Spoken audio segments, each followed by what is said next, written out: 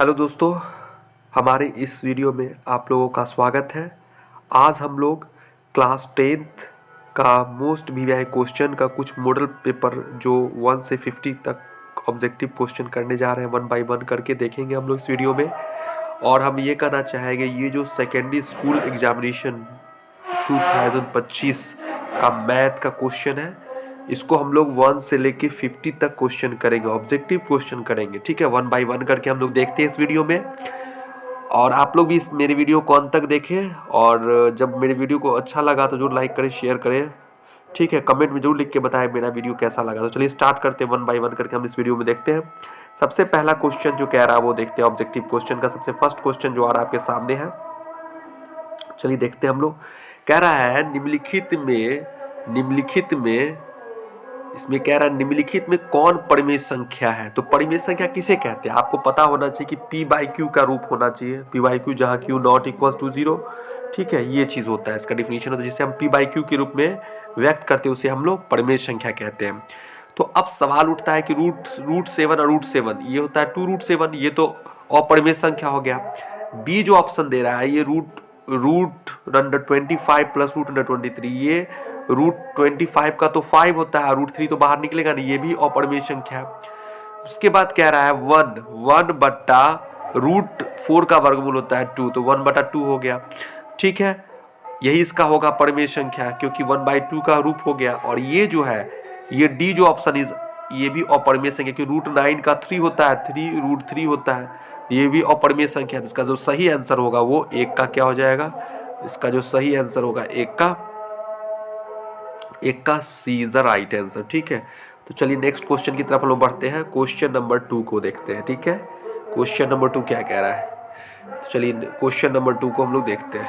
ठीक है, सबसे पहला क्वेश्चन नंबर 2 देखते हैं। यदि m एक पूर्णांक हो तो प्रत्येक विषम पूर्णांक के रूप में होता है। देखिए, सबसे पहले हम लोग जानते हैं, कह रहा है यदि m एक पूर्णांक है तो प्रत्येक विषम पूर्णांक का रूप होता है। तो जो इसका सही जो आंसर होगा ये होगा 2m+1 is the right answer, D is the correct answer होगा। ठीक है, ये काफी इंपॉर्टेंट क्वेश्चन भी है, बार बार पूछता भी एग्जाम में। चलिए क्वेश्चन नंबर 3 की तरफ हम बढ़ते हैं।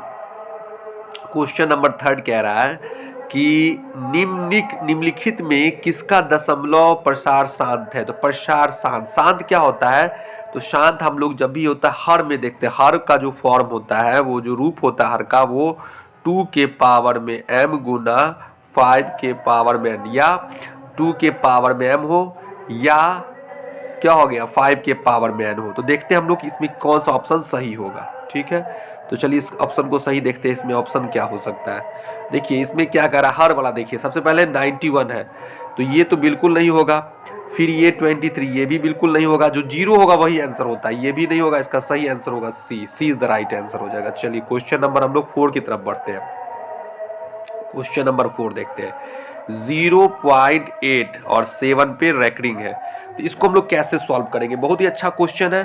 क्या करते हैं, 7 पे रेकरिंग है, तो 87 में से 8 को माइनस कर देंगे, और ये 9 है, 99 दोनों को कहते हैं 99 में से, ठीक है, 9 को माइनस कर देंगे। क्यों, ये एक अंक छोड़ा हुआ है इसलिए टोटल 99 होता है। तो अगर पूरे पे रैकरिंग रहता तो 99 का बात रहता है, यहाँ एक अंक जो है इस पे रैकरिंग नहीं लगा है। तो अगर हम इसको घटाते हैं तो इसका घटाने पे क्या आएगा, 79/90 इसका सही आंसर होगा। तो इसका जो सही आंसर होगा वो D is the correct answer होगा। ठीक है, इसका जो सही आंसर क्या हो जाएगा, 79 सी इज द राइट आंसर, 79/90 इसका सही आंसर होगा, 4 का सी हो जाएगा। ठीक है, चलिए अब क्वेश्चन नंबर 5 की तरफ बढ़ते हैं। क्वेश्चन नंबर 5 क्या कह रहा है, यदि 540 बराबर 2 के पावर में x, 3 के पावर में y, 5 के पावर में z हो तो x + y - z बराबर व्हाट। तो सबसे पहले 540 का हम लोग क्या करते हैं, लघुत्तम निकाल देते हैं। 540 का जो लघुत्तम होता है वो क्या होगा। ठीक है, तो इसका जो हम लोग लिखते हैं ये होगा 2 के पावर में 2 मल्टीप्लाई 3 के पावर में 3 मल्टीप्लाई 5 हो जाएगा। ठीक है, तो ये हुआ x, ये हुआ y, और इसके पावर कुछ नहीं तो 1 है z, तो 3 2 5।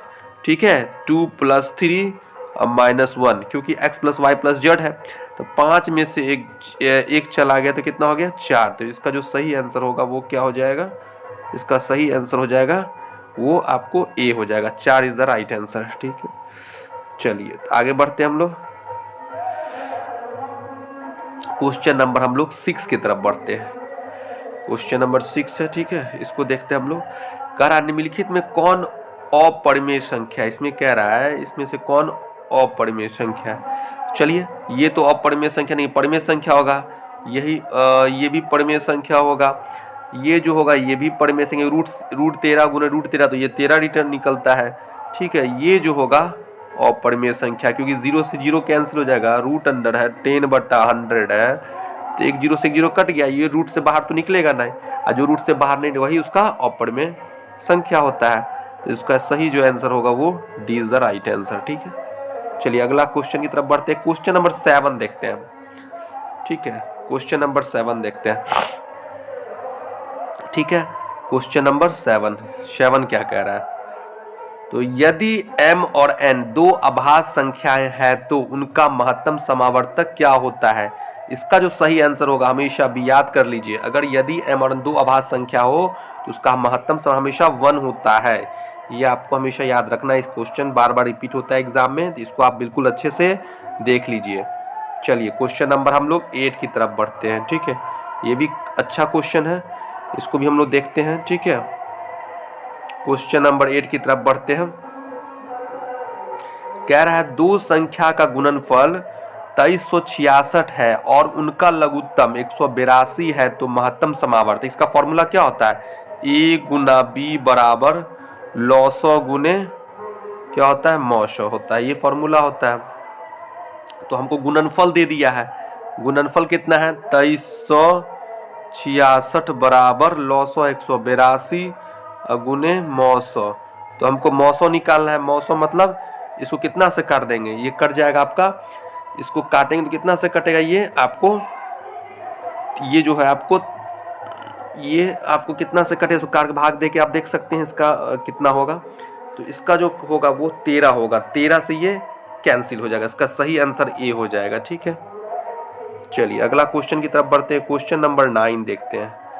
क्वेश्चन नंबर 9 क्या है, निम्नलिखित में किसका दशमलव प्रसार अशांत है।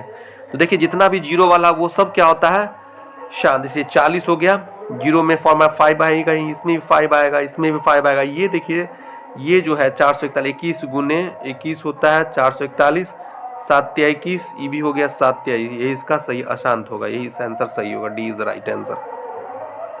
चलिए क्वेश्चन नंबर 9 की तरफ बढ़ते हैं हम लोग।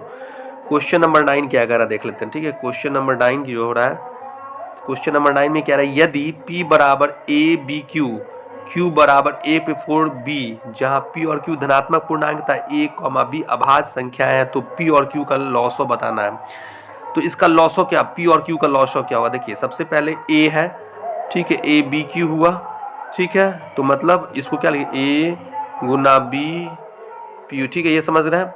और a पे 4 गुने b है तो a पे 4 गुने b, तो अब सबसे पहला हाईएस्ट वाला का पावर a पे 4 हो गया, a पे 4, ठीक है, अब b पे q, इसका यही आंसर होगा a पे 4 b पे 3, इसका सही आंसर a पे 4 b पे 3, इसका सही आंसर हो जाएगा c, इसका आंसर सही क्या हो जाएगा, c is the right answer हो जाएगा। ठीक है, चलिए अभी 11 नंबर क्वेश्चन देखते हैं हम लोग।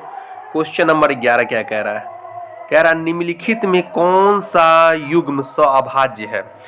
तो जो पेयर है अगर इसका हम मौसो निकालते, जिसका मौसो निकालने पर अगर 1 पाया जाता है वही उसका सअभाज्य होता है। ठीक है, तो अगर हम देखते हैं 15 या 45, ये तो कट जा रहा है, ये भी कट जा रहा है, ये भी कट रहा है, ये भी कट रहा है, तो ये नहीं कट रही, इसका सही आंसर होगा B is the right answer, इसका मौसो 1 हो जाएगा। चलिए क्वेश्चन नंबर 12 की तरफ बढ़ते हैं। क्वेश्चन नंबर 12 क्या कह रहा है, कह रहा है 0.3125 को p/q के रूप में लिखा जा सकता है, तो कितना होगा लिखने पे, तो इसका जो सही आंसर होगा वो आपका हो जाएगा,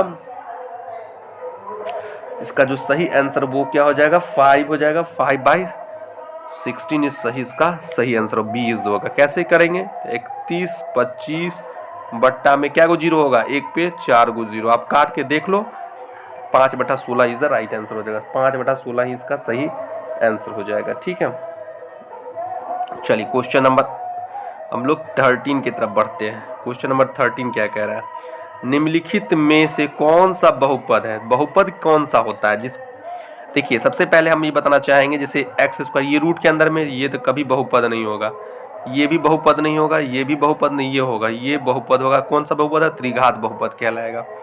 चलिए क्वेश्चन नंबर 14 की तरफ बढ़ते हैं हम लोग। क्वेश्चन नंबर 14 क्या कह रहा है, तो जरा देखते हैं इसको, ठीक है। क्वेश्चन नंबर 14 की तरफ बढ़ते हैं हम लोग। क्या कह रहा है क्वेश्चन नंबर 14 क्या है, तो बहुपद x प्लस 3, मतलब इसका स्क्वायर करेंगे तो x square plus 6x plus 9, ठीक है, ये हुआ। और एक्स क्यू माइनस 8, अगर आप इससे गुना कर रहे हैं तो x के पावर में 5, तो 5 हो सबसे हाईएस्ट ही घात कहलाता है, जिसका पावर सबसे हाईएस्ट है तो 5 है। तो इसका जो सही आंसर होगा बी हो जाएगा, इसका जो सही आंसर हो जाएगा क्या होगा, बी हो जाएगा, ठीक है। चलिए अगला क्वेश्चन की तरफ बढ़ते हैं। क्वेश्चन नंबर 15 देखते हैं। कह रहा है बहुपद 2x² माइनस 6 के शून्यक है, तो शून्यक के लिए क्या करना पड़ता है, इसको जीरो पुट कर देना पड़ता है, ठीक है। तो x² बराबर 6, ठीक है, बटा 2 हो गया, 3 हो गया, तो x बराबर हो जाएगा प्लस माइनस √3। इसका सही आंसर हो जाएगा प्लस माइनस √3, एगो प्लस एगो minus, A is the right answer. इसका जो सही आंसर होगा क्या होगा, ए हो जाएगा, ठीक है, 15 का ए हो जाएगा। चलिए 16 क्वेश्चन की तरफ बढ़ते हैं हम लोग। क्वेश्चन नंबर 16 देखते हैं। क्या कह रहा है, बहुपद px बराबर 2x² माइनस 8x माइनस 12, तो P2 का मान बताना। P2 का मान कैसे निकालेंगे, P2 बराबर हो गया 2 गुने 2 का होल स्क्वायर अब माइनस 8 गुने 2 अब माइनस 12, ठीक है। तो ये क्या हो जाएगा, 2 मल्टीप्लाई 4 मल्टीप्लाई 16 माइनस 12, तो 8 माइनस, ठीक है, 16 माइनस 12, तो ये दोनों तो जुट जाएगा, तो कितना हो जाएगा, 8 में से हम क्या माइनस करेंगे, कितना हो जाएगा, 6 दूआ 28, तो माइनस क्या हो जाएगा 20, इसका सही आंसर हो जाएगा। इसका आंसर क्या हो जाएगा, B is the right answer, ठीक है, माइनस 20 इसका सही आंसर हो जाएगा। चलिए अगला क्वेश्चन की तरफ बढ़ते हैं। क्वेश्चन नंबर 17 को देखते हैं हम लोग। क्वेश्चन नंबर 70 क्या कह रहा है, यदि बहुपद 3y² plus 7y minus k के शून्य एक दूसरे के व्युत्क्रम हो तो k का मान निकालना है। तो इसको कैसे निकालेंगे, एक दूसरे के व्युत्क्रम है, मतलब एक अल्फा है तो दूसरा होना चाहिए 1/अल्फा, ही इसका व्युत्क्रम हुआ। तो कह रहा है के का मान निकालना, तो अगर दोनों को मल्टीप्लाई करते, ये पहला और ये दूसरा, ठीक है, ये इसका व्युत्क्रम है, तो इसका क्या होता है, c/a माइनस k/3 हो जाएगा, कट गया, तो k का मान क्या हो जाएगा, -3। इसका जो सही आंसर हो जाएगा वो -3 हो जाएगा। इसका सही आंसर क्या हो जाएगा, D is the right answer, ठीक है। चलिए क्वेश्चन नंबर 18 की तरफ बढ़ते हैं। 18 में क्या कह रहा है, शून्यक जो है, शून्यक -2 -5 वाले बहुपदों की संख्या कितनी होती है, तो 2 होती है। इसका सही आंसर ये होगा, ए होगा। क्यों 2 होती है, क्योंकि 2 शून्यक है, जितने शून्यक उतने बहुपदों की संख्या। जैसे 2 शून्यक होंगे, 2 शून्यक का मतलब हो गया द्विपद, ठीक, बहुपदों की संख्या 2 होगी। 3 शून्यक होंगे तो बहुपदों की संख्या 3 होगी। 1 शून्यक होगा तो बहुपदों की संख्या 1 होगी, ठीक है, एकदम फिक्स है। 2 शून्यक 2 शून्यक, 2 शून्यक का मतलब बहुपद हो गए 2, ठीक है, बहुपद 2 हो जाएंगे, बहुपद बराबर 2। अगर 1 शून्यक, 1 शून्यक का मतलब बहुपद बराबर 1। 3 शून्यक तो बहुपद बराबर 3, ठीक है। तो इसका सही आंसर क्या हो गया, 2, 18 का ए हो जाएगा। चलिए क्वेश्चन नंबर हम लोग देखते हैं। क्वेश्चन नंबर 19 की तरफ बढ़ते हैं। कह रहा है, यदि बहुपद px बराबर 5x² प्लस 7x माइनस 12 के शून्यक अल्फा और बीटा हो तो alpha 5 into alpha plus beta ये बताना है। तो हम लोग जानते हैं a बराबर हो गया 5, b बराबर हो गया 7, ठीक है, c बराबर -12, तो अल्फा प्लस बीटा क्या होता है, -b/a, तो क्या हो जाएगा -7/5, और ये 5 है, अल्फा प्लस बीटा है, तो 5 को करना है -7/5 से, कट गया 5 से 5 -7, इसका मतलब इसका सही आंसर क्या होगा, ए हो जाएगा, 19 का ए हो जाएगा। चलिए 20 की तरफ बढ़ते हैं हम लोग। 20 की तरफ बढ़ते, यदि अल्फा बीटा त्रिघात बहुपद है, ax³ plus bx² plus cx plus d का शून्यक हो तो अल्फा इंटू बीटा बराबर 8। तो हम लोग जानते हैं इसका फॉर्मूला बहुत ही अच्छा फॉर्मूला है, alpha plus beta plus gamma बराबर क्या होता है, -b/a, ठीक है, -b/a। एक होता है अल्फा बीटा, गामा होता है -d/a, ठीक है, और अल्फा बीटा, बीटा गामा और गामा अल्फा इसका होता है c/a। तो इसका आंसर क्या होगा? -d/a। इसका आंसर सही डी होगा। चलिए क्वेश्चन नंबर 21 की तरफ बढ़ते हैं हम लोग। 21 क्या कह रहा है? यदि रेखाएं 5x + py = 6, 15x + 9y/12 का समानांतर, तो p का मान बता। समानांतर का क्या मतलब होता है? a1/a2 = b1/b2 c1/c2, मतलब 5/15 बराबर p/9, ठीक है। और ये हो जाएगा 6/12, ठीक है। तो ये तो कट गया 1/2, तो क्या हो जाएगा? p निकालना, तो p बराबर क्या हो जाएगा? ये 9/2। समानांतर का मतलब क्या, पहले हम लोग स्पष्ट समझ लें समानांतर क्या होता है। जैसे समानांतर मतलब ये दो रेखा, ठीक है। ये दो रेखा कब होता है? ये दो रेखा तो कहीं कटता नहीं है। इसका कितने मतलब हो सकते हैं? इसका जो होगा, इसका क्या हो सकता है? इसका प्रॉब्लम क्या होगा? a1/a2 बराबर b1/b2 और नॉट इक्वल्स टू c1/c2, यही होता है इसका फॉर्मूला, ठीक है। तो a1/a2 मतलब 5/15 बराबर p/9, तो हो जाएगा 3। इसका सही आंसर हो जाएगा a, 3 हो जाएगा। और ये 3 से 3 कट गया तो p बराबर 3 हो जाएगा। इसका जो सही आंसर होगा, इसका सही आंसर क्या हो जाएगा? a, ठीक है। p बराबर जो हो जाएगा 3, ठीक है। चलिए नेक्स्ट क्वेश्चन देखते हैं हम लोग। 22 देखते हैं। कह रहा है यदि दो चरों में दो रैखिक समीकरणों के आलेख प्रतिच्छेद रेखाएं हो तो हलों की संख्या कितनी होती है? सिर्फ एक होगा। इसका सही आंसर एक होगा। वो प्रतिच्छेद करें मतलब एक ही होगा। अब इसमें देख लीजिए 23 नंबर क्वेश्चन क्या कह रहा है? यदि 5x - 8y = 0, 10x - 18y = 0, तो xy का मान बताना। तो ठीक है, तो सबसे पहले हम इसको ऑप्शन से पकड़ते हैं। अगर ये 25 हुआ तो ये तो होगा ही नहीं आंसर, x = 25, ठीक है। ये 50 तो कभी हो नहीं सकता है। अगर x 0 हो गया और 8 ये भी नहीं हो सकता है, ठीक है। ये दोनों 0 होगा, सी इज द राइट आंसर होगा, ठीक है। सी इसका सही होगा, ठीक है। चलिए अगला क्वेश्चन की तरफ बढ़ते हैं हम लोग। क्वेश्चन नंबर क्या करना है? कह रहा है यदि समीकरण ax² + bx + c = 0, a not equals to 0 का मूल समान होते हैं कब? जब c निकालना है। तो क्या होता है? d बराबर 0 के, मतलब b² - 4ac बराबर 0, तो 4ac बराबर b², तो c बराबर b²/4a, ठीक है। तो b²/4, इसका आंसर क्या हो जाएगा? b हो जाएगा। इसका आंसर जो हो जाएगा, इसका आंसर क्या हो जाएगा? b is the right answer, ठीक है। चलिए अगला क्वेश्चन की तरफ बढ़ते हैं हम लोग। क्वेश्चन नंबर 25 देखते हैं। इसका क्या आंसर? कह रहा निम्नलिखित में कौन सा द्विघात समीकरण नहीं है? तो देखिए द्विघात समीकरण कौन सा नहीं है? देखिए ये तो ये हो सकता है, क्योंकि आप इसको अगर इधर ले जाओगे, ये x² इधर तो प्लस हो जाएगा, तो ये तो लग रहा हो जाएगा। ये तो नहीं होगा, फिर ये भी नहीं होगा और ये भी नहीं होगा। इसका सही आंसर हो जाएगा B is the right answer, ठीक है। चलिए अगला क्वेश्चन की तरफ बढ़ते हैं। अगला क्वेश्चन कह रहा है यदि द्विघात समीकरण x² - 7x + 12 = 0 का एक मूल 3 हो तो दूसरा मूल क्या होगा? तो सबसे पहले इसमें सोच रहे हैं कि अगर यहाँ पे 3 डालते हैं, एक अल्फा जो 3 है, एक मूल अल्फा बड़ा 3, दूसरा मूल क्या होगा, ठीक है। तो अल्फा जो दे दिया वो कितना है? 3 दे दिया, दूसरा बताना है। तो अल्फा प्लस बीटा बराबर क्या होता है? -b/a, तो -b/a मतलब -b का मतलब हो गया 1, तो अल्फा हो गया 3, ठीक है। बीटा बराबर कितना? 7, तो बीटा बराबर क्या हो जाएगा? -4। इसका सही आंसर हो जाएगा सी, 26 का हो जाएगा सी। 26 का आंसर क्या हो जाएगा? सी इज द राइट आंसर, ठीक है।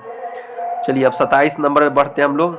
27 नंबर क्वेश्चन क्या कह रहा है? देखिए यदि द्विघात समीकरण x² + px + q = 0 हो तो मूल p और q हो तो p + q बताना है। तो अब बात करते हैं ये p + q क्या होता है? -b, क्योंकि हम जानते हैं अल्फा प्लस बीटा बराबर -b/a, तो -p हो जाएगा। यही तो p + q है, p + q बराबर -p। अच्छा, के मूल p और q हो तो अब सवाल उठता है कि द्विघात समीकरण x² px + q के मूल p + q हो तो p + q क्या हो जाएगा? तो P प्लस क्यू मूल कह रहा है, इसका क्या हो सकता है P प्लस क्यू, अगर इसका मूल हो जाता है तो हमको कह रहा है P प्लस क्यू बताना है। ठीक है, मूल है अल्फा भी P है और बीटा भी P है, तो इसको कैसे हम लोग बनाएंगे। ठीक है, तो P है, इसका हमको निकाल के दिखाना है, क्या इसको दिखाना है निकाल के P प्लस क्यू क्या हो सकते हैं। ठीक है, देन P प्लस क्यू, यदि द्विघात, फिर से रिपीट कर रहे हैं क्वेश्चन को, जरा देखते हैं हम एक मिनट। यदि द्विघात समीकरण x square plus P x plus Q 0 हो के मूल्य अल्फा बीटा हो तो P प्लस क्यू क्या होंगे। तो इसका जो सही आंसर होगा क्या होगा, देखिए ये अल्फा है ये बीटा है। ठीक है, तो अल्फा प्लस बीटा जो कह रहा है ये P और Q दे रहा है दोनों, इसका कैसे आंसर हम निकालेंगे। तो P और Q दे रहा है, तो इसलिए आप लोग ट्राई कीजिएगा 27 को, आप लोग खुद ट्राई करके देखिए क्या होता है। ठीक है, फिर हमें कमेंट में लिख जरूर बताइएगा। ठीक है, आगे बढ़ते हैं हम लोग 28 क्वेश्चन की तरफ बढ़ते हैं। ठीक है, 28 क्या करें, द्विघात समीकरण 3x square minus 13x plus 10 equal to 0 का विविक्त कार क्या होगा, मतलब डी निकालना, डी बराबर। तो सबसे पहले डी बराबर क्या होता है, बी स्क्वायर माइनस 4ac होता है ना। तो बी स्क्वायर मतलब क्या हो गया, -13 का होल स्क्वायर, -13 का होल स्क्वायर माइनस 4 इंटू 3 गुने 10। तो -13 का मतलब हो गया 169 माइनस 4 120, तो 120 घटा दीजिए इसमें से 9 4 49, इसका सही आंसर होगा ए इज राइट आंसर। ठीक है, मतलब इसका आंसर जो हो जाएगा 28 का ए हो जाएगा। ठीक, आगे बढ़ते हैं हम लोग। द्विघात समीकरण जो है, द्विघात समीकरण x into 2x plus 5 x into 2x plus 5 इसका जो कि मूलों का गुणनफल बताना है। तो 2x square plus 5x equal to 0, इसका मूलों का गुणनफल बताना है। तो x और कॉमन ले लेते हैं, तो 2x प्लस 5 इक्वल टू 0, तो ये सही है, x बराबर 0 हो जाएगा, वो 0 हो जाएगा। मूलों का गुणनफल एक हो गया 0 और दूसरा हो जाएगा माइनस 0 ही इसका हो जाएगा, और क्या। इसका सही आंसर हो जाएगा, इसका सही आंसर बी हो जाएगा।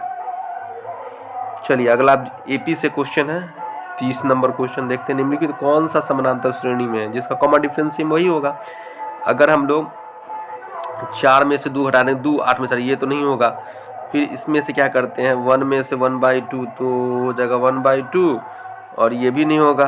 फिर इसको देखते हैं, ये वाला देखते हैं, 0.2, 2 में 0.2 0, तो 2 0 0.2 हो गया। फिर 0.222 0.22, ये भी नहीं होगा, ये सही आंसर होगा, B is the right answer होगा। ठीक है, 31 की तरफ बढ़ते हैं हम लोग, 31 की तरफ बढ़ते हैं।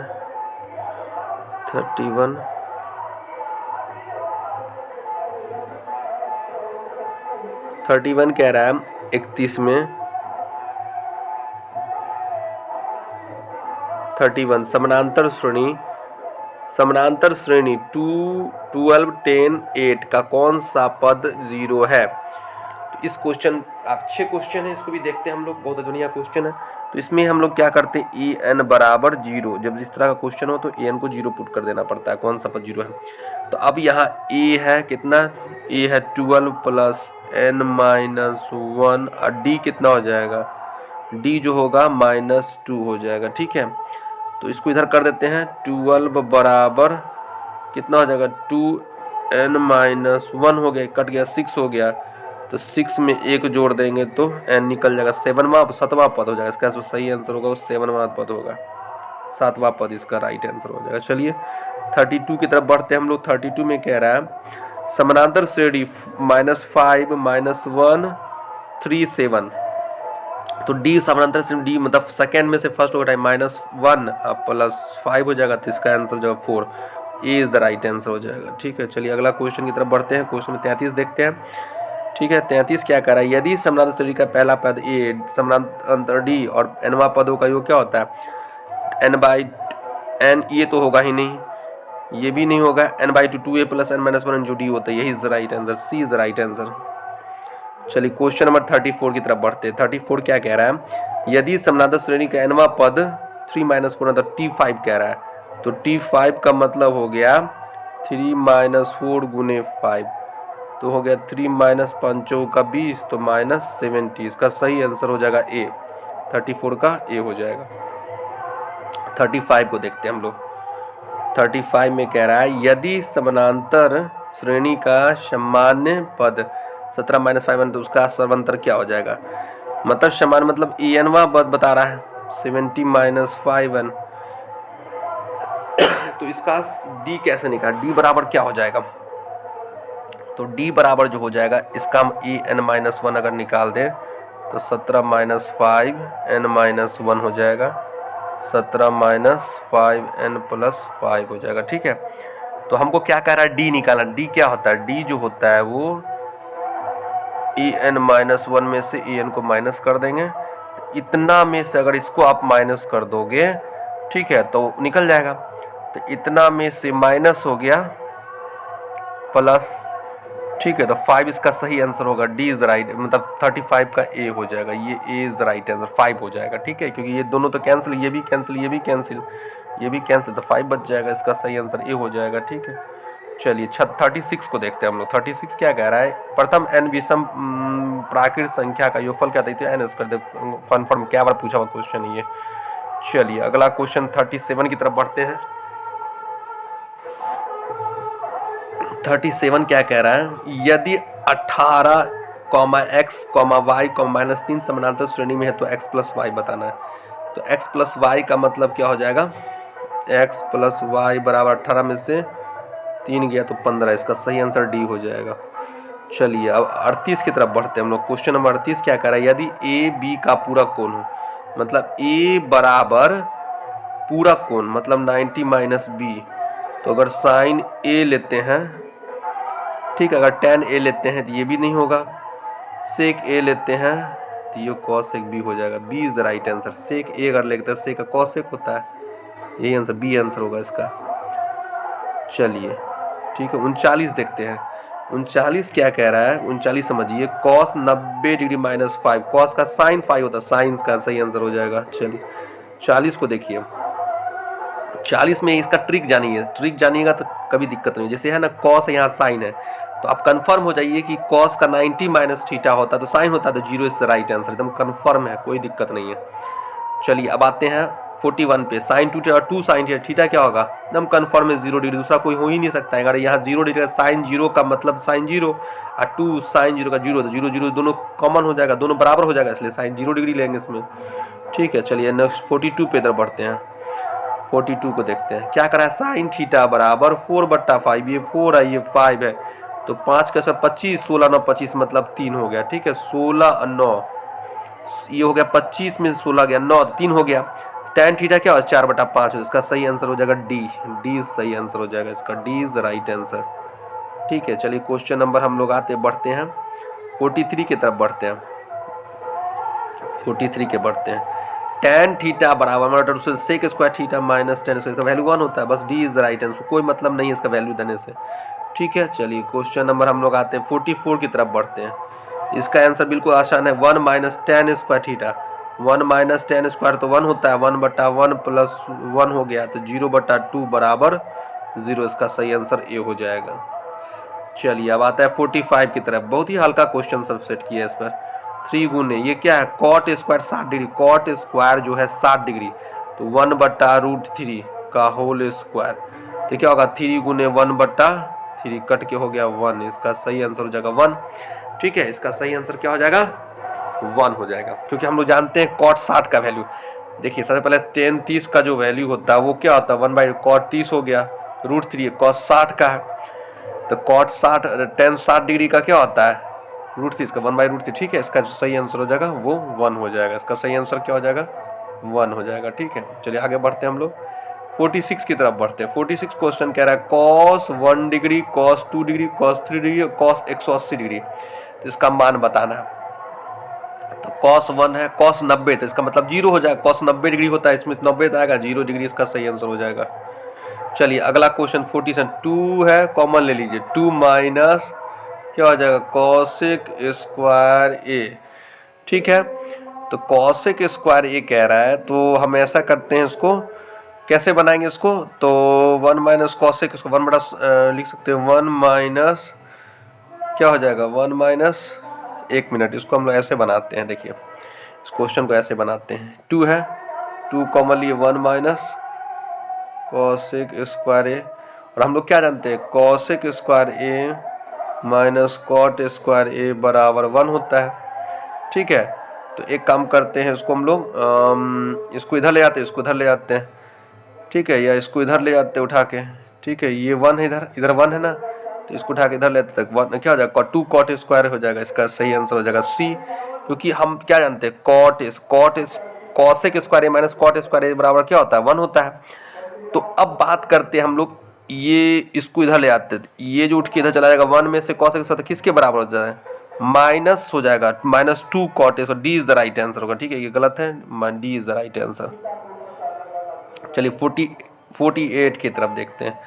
48 क्या कह रहा है, कॉट निकालना है, तो कॉस बटा साइन होता है, मतलब बी कॉस एक्स अब बटा ए साइन एक्स बराबर 1 हो गया। ठीक है, तो ये क्या हो जाएगा, ये तो कॉट हो गया, कॉट एक्स बराबर ये इधर चला जाएगा, ए बटा बी हो जाएगा। तो ए बटा बी इसका सही आंसर होगा, बी इज राइट एंड ए बटा बी हो जाएगा। चलिए नेक्स्ट क्वेश्चन 49 की तरफ बढ़ते हैं। 49 क्या कह रहा है, sine square 45 degree plus cos square, इसका वैल्यू क्या होता है 1, 1 में से 1 गया तो 0, इसका सही आंसर हो जाएगा ए।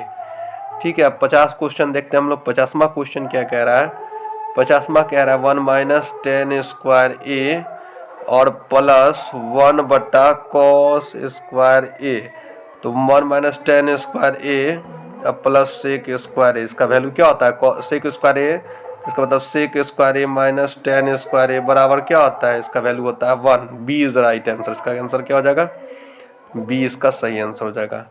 ठीक है, तो चलिए अपने वीडियो को हम यहीं समाप्त करते हैं, फिर नेक्स्ट वीडियो में, तब तक के लिए जय हिंद जय भारत। आप लोग मन ला के पढ़िए। ठीक है।